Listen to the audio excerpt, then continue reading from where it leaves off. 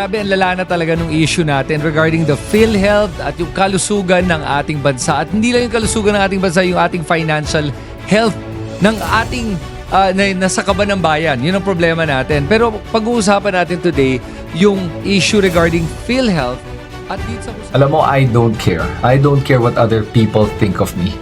Wala akong pake kung anong tingin ng tao sa akin. Alam ko na napakasakit pakinggan nun, at parang nangiinsulto ako ng ibang tao. Pero sa totoo lang, wala akong kilalalaman sa inyo eh. And it's more about a mindset yung pinag-uusapan ko ngayon. Kasi kadalas...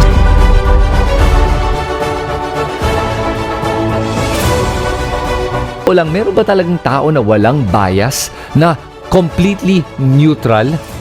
Wala, di ba? Kahit yung mga nagsabi sa akin na bias daw ako.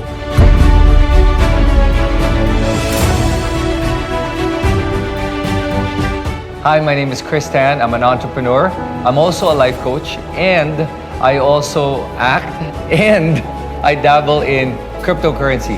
So growing up as a Chinoy was a little bit challenging because I had very singkit eyes, and I would always be made fun of because my eyes were so small.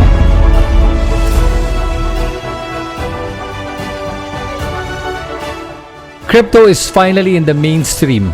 And this means that traditional financial markets are now getting into crypto, in particular, Bitcoin.